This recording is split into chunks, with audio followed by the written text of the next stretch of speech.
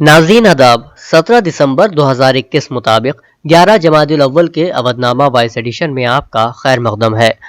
اودھ نامہ میں شائع اہم خبروں کے مطابق اپوزیشن جماعت سماجوادی پارٹی اور کانگریس کے ہنگامے کے دوران اتر پردیش کی یوگی حکومت نے جمعرات کو اسمبلی کی دونوں ایوانوں میں ضمنی بجٹ کے ساتھ سال 2022-23 کے اخراجات کے لیے ووٹ آن اکاؤنٹ بھی پیش کیا ہے۔ اسمبلی کی کارروائی شروع ہونے کے بعد وزیر مالیہ سریش کمار کھنہ نے ضمنی بجٹ اور ووٹ آن اکاؤنٹ کو اسمبلی میں پیش کیا۔ اس دوران کانگریس اور ایس پی اراکین نعرے بازی کرتے ہوئے اسمبلی کے صحن میں آ گئے۔ وہ لکھیم پور تشدد پر ایس آئی ٹی کی رپورٹ پر بحث اور مملکتی وزیر برائے داخلہ اجے کمار مشرا ٹینی کے استعفے کا مطالبہ کر رہے تھے۔ وزیر مالیات نے بجٹ پیش کرتے ہوئے اس کے ایجنڈے کو پڑھا، جس کے بعد اسمبلی اسپیکر ہردے نارائن دکشت نے اسمبلی کی کارروائی کو پہلے نصف گھنٹے کے لیے اور پھر اس کے بعد اسے 1 گھنٹے 15 منٹ تک کے لیے بڑھا دیا۔ حکومت نے رواں مالی سال کے لیے 8,489.53 کروڑ روپے کا دوسرا ضمنی بجٹ پیش کیا ہے۔ اس کے ساتھ ہی اگلے مالی سال 2022-23 کے پہلے 4 مہینوں کے لیے 1,68,903 کروڑ روپے کا بجٹ پیش کیا گیا ہے۔ گروگرام نماز کا معاملہ سپریم کورٹ میں پہنچ گیا ہے۔ راجیہ سبھا کے سابق ممبر پارلیمنٹ نے اس معاملے میں سپریم کورٹ میں عرضی داخل کی ہے، جس میں ہریانہ کے افسروں پر حکم عدولی کی کارروائی کا مطالبہ کیا گیا ہے۔ سابق ممبر پارلیمنٹ محمد ادیب کی عرضی میں کہا گیا ہے کہ ہریانہ حکومت کے افسران فرقے وارانہ تشدد اور متشدد نوعیت کو روکنے کے لیے اقدام کرنے میں ناکام رہے ہیں، جس کے نتیجے میں ہیٹ کرائم ہوتا ہے۔ اس میں ہریانہ ریاست کے chief secretary Sanjeev Kaushal I A S اور ڈائریکٹر جنرل آف پولیس پی کے اگروال آئی پی ایس کے خلاف کارروائی کرنے کا مطالبہ کیا گیا ہے۔ پرائیویٹائزیشن کے خلاف union forum of bank unions کی کال پر جمعرات سے ملک بھر کے بینکوں کی 2 روزہ ہڑتال شروع ہو گئی ہے، جس کی وجہ سے بینکوں کا کام کاج متاثر ہوا ہے اور عوام کو پریشانیوں کا سامنا ہے۔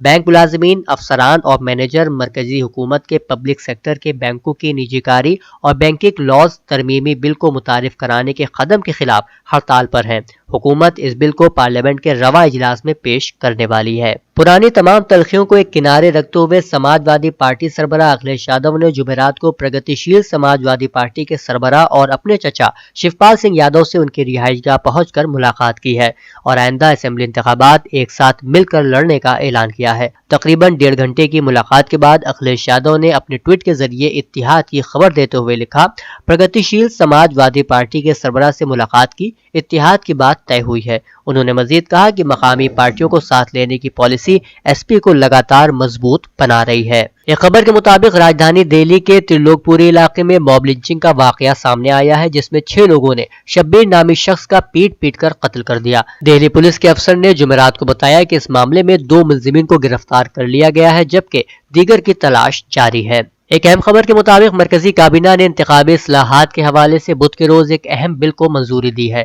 اس بل میں ووٹر شناختی کارڈ کو آدھار کارڈ سے جوڑنے، فرضی ووٹنگ اور ووٹر لسٹ میں ناموں کے دہراؤ کو روکنے کے لیے واحد ووٹر لسٹ تیار کرنے جیسے فیصلے کو شامل کیا گیا ہے۔ کابینہ کی جانب سے منظور کردہ بل میں سروس ووٹرز کے لیے انتخابی قانون کو بھی جینڈر نیوٹرل بنایا جائے گا۔ بل میں یہ فیصلہ بھی لیا گیا ہے کہ اب نوجوان 1 سال میں 4 مختلف تاریخوں کو بطور ووٹر اندراج کرا سکیں گے۔ اودھ نامہ میں شائع ضلع کی خبروں کے مطابق فتح پور میں تبلیغی جماعت کے خلاف سعودی عرب کے حالیہ فیصلے پر ضلع بارہ بنکی کے نوجوان عالم دین مولانا عطاء الرحمن ندوی نے سخت برہمی کا اظہار کرتے ہوئے کہا کہ سعودی حکومت اور وزارت اسلامی امور کی جانب سے تبلیغی جماعت پر لگائے گئے تمام الزامات بے بنیاد ہیں۔ مولانا عطاء الرحمن ندوی نے کہا کہ تبلیغی جماعت 4 دھانگ عالم میں احیاء سنت و شریعت کی عظیم ترین، مؤثر ترین اور پرامن تحریک ہے۔ حقیقت یہ ہے کہ تبلیغی جماعت سے امت مسلمہ کو عظیم فائدہ پہنچا ہے اور بحمداللہ پہنچ رہا ہے۔ انہوں نے کہا کہ ملی تنظیموں کو چاہیے کہ وہ پرامن طریقے پر سعودی سفارت خانے کے سامنے اپنا احتجاج درج کرائیں اور دعوتی کام کو اپنا نصب العین بنائیں۔ حمیرپور میں تقریباً 5 ماہ پہلے میونسپلٹی میں بڑے پیمانے پر گھپلے کی جانچ میں قصوروار پائے گئے میونسپل صدر اور اس وقت کے ایگزیکٹو آفیسر کے خلاف ایس ڈی ایم کے حکم پر سنگین دفعات کے تحت مقدمہ درج کیا گیا تھا۔ رپورٹ میں قصوروار پائے گئے 7 افراد کے خلاف غبن سمیت دیگر سنگین دفعات کے تحت مقدمہ درج کیا گیا۔ قابل سماعت جرم ہونے کی وجہ سے معزز عدالت نے نے اسے بھی مسترد کر دیا ہے، لیکن پولیس نے ملزمان کو گرفتار نہیں کیا ہے۔ B J P leader Sunil Gupta نے کہا ہے کہ ملزمان کو بچانے میں پولیس کے ساتھ ساتھ پارٹی کے کچھ عہدیداروں کا بھی ہاتھ ہے۔ امروہہ کے ایک ہونہار کھلاڑی محمد ولید کو کرکٹ انڈر 14 ٹیم میں منتخب کیا گیا ہے۔ محمد ولید اتر پردیش کرکٹ ایسوسی ایشن کی جانب سے 18 دسمبر سے میرٹھ میں منعقد ہونے والے کرکٹ ٹورنامنٹ میں ایک تیز گیند باز کے طور پر اپنی صلاحیت کا مظاہرہ کریں گے۔ آج ہاشمی پی جی کالج پہنچنے پر ہاشمی ایجوکیشنل گروپ کے چیئرمین ڈاکٹر سراج الدین ہاشمی نے ان کا استقبال کر حوصلہ افزائی کی اور ہر ممکن مدد کی یقین دہانی کرائی۔ انہوں نے کہا کہ ہمیں پوری امید ہے کہ ایک دن محمد ولید اپنی محنت سے قومی ٹیم میں جگہ بنانے میں کامیاب ہوں گے۔ بتا دیں کہ محمد ولید ساکن محلہ سرائے کو زونل سطح پر اتر پردیش کرکٹ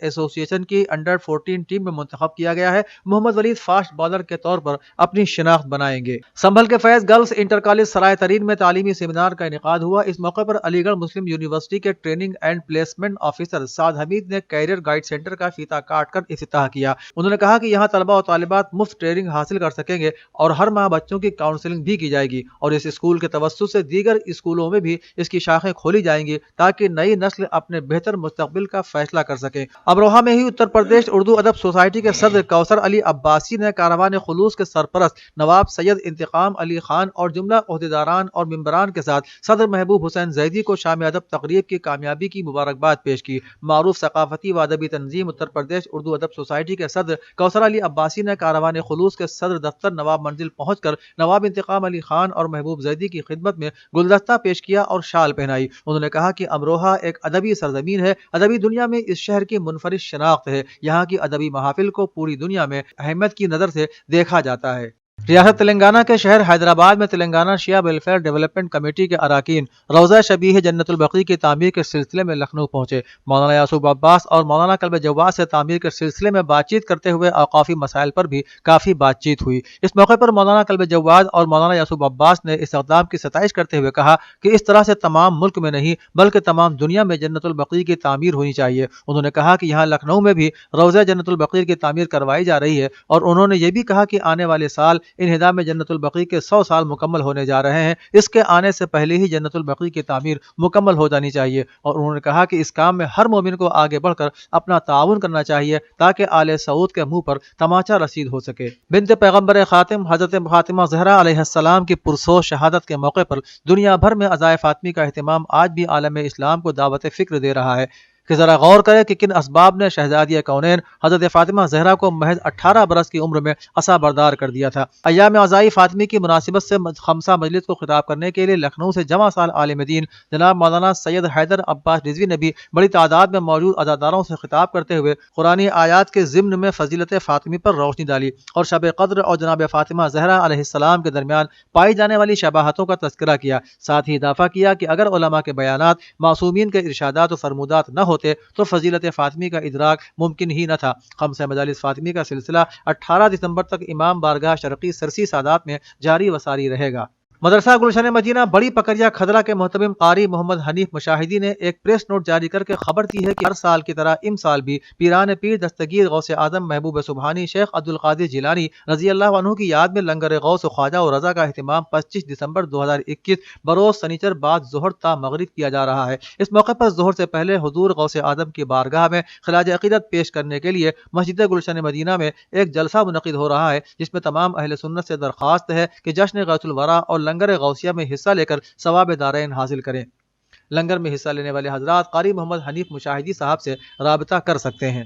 کانگریس کی جنرل سیکرٹری پرینکا گاندھی نے جمعرات کو وزیر اعظم نریندر مودی پر نشانہ لگاتے ہوئے کہا کہ آپ ایک مجرم کا دفاع کر رہے ہیں۔ انہوں نے کہا کہ اجے مشرا ٹینی کو برخاست کیا جانا چاہیے۔ پرینکا گاندھی نے اپنے ٹویٹ میں لکھا کہ اجے مشرا ٹینی کو برخاست کرنے سے حکومت کا انکار اس کے اخلاقی دیوالیہ پن کی سب سے بڑی نشانی ہے۔ بی جے پی کے سینئر لیڈر اور یوگی حکومت کے ترجمان سریش کھنہ نے اکھلیش شیوپال ملاقات کو فضول جدوجہد قرار دیتے ہوئے کہا کہ یہ حقیقی طور سے انتخابی ملاقات ہے، لیکن اب اس کا نہ تو کوئی مطلب ہے اور نہ ہی کوئی فائدہ۔ انہوں انہوں نے اسے کھیتی سوکھنے کے بعد بارش ہونے سے تعبیر کیا۔ انہوں نے کہا کہ ریاستی باشندے وزیر اعلیٰ یوگی آدتیہ ناتھ کی قیادت میں کام کرنے والی دمدار اور ایماندار حکومت کو دوبارہ مکمل اکثریت سے اقتدار میں واپس لانے کا من بنا چکے ہیں۔ اودھنامہ کے جہاں نما صفحے پر شائع رپورٹ کے مطابق فرانسیسی وزیر داخلہ نے ٹی وی چینل سی نیوز کو منگل کے روز بتایا کہ انہوں نے پیرس کے شمال میں تقریباً 100 کلومیٹر کے فاصلے پر واقع شہر بودوے کی ایک مسجد کو 6 ماہ کے لیے بند کرنے کا عمل شروع کر دیا ہے۔ یہ شہر تقریباً 50,000 افراد پر مشتمل ہے۔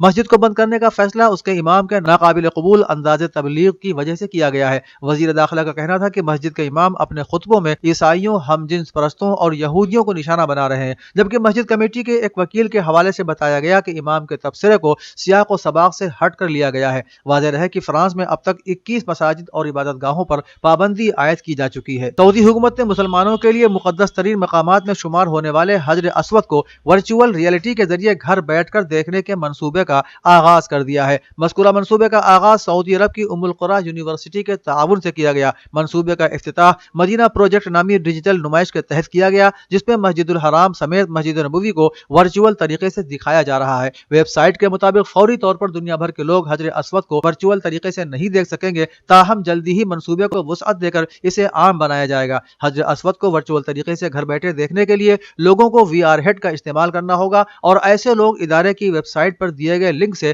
انٹرنیٹ کے ذریعے منسلک ہو کر حجر اسود کو دیکھ سکیں گے۔ ہندوستان کے صدر جمہوریہ رام ناتھ کووند، بنگلہ دیش کے صدر ایم عبدالحمید اور وزیر اعظم شیخ حسینہ اور دیگر معزز ہستیوں نے جمعرات کو ڈھاکہ میں قومی پریڈ گراؤنڈ میں 50ویں وجے دیوس کی پریڈ دیکھی، جس میں ہندوستانی مسلح دستوں کے 122 رکنی تینوں افواج کا دستہ بھی شامل ہوا۔ دونوں ملک 16 دسمبر کو بنگلہ دیش کی آزادی کی لڑائی میں پاکستان پر ہندوستانی فوج اور مکتی واہنی کی جیت کی نشاندہی کرنے کے لیے وجے دیوس کے طور پر مناتے ہیں۔ اپنے سہ روزہ دورے کے آخری مرحلے میں مسٹر کووند بنگلہ دیشی سماج کے مختلف طبقوں کے ساتھ بات چیت کریں گے اور بنگلہ دیش کے مجاہد آزادی اور آزادی کے جنگجوؤں سے بھی ملاقات کرنے والے ہیں۔ وہ ہندوستان لوٹنے سے پہلے ڈھاکہ میں ثقافت اور تاریخی اہمیت کے حامل مقامات کا دورہ بھی کریں گے۔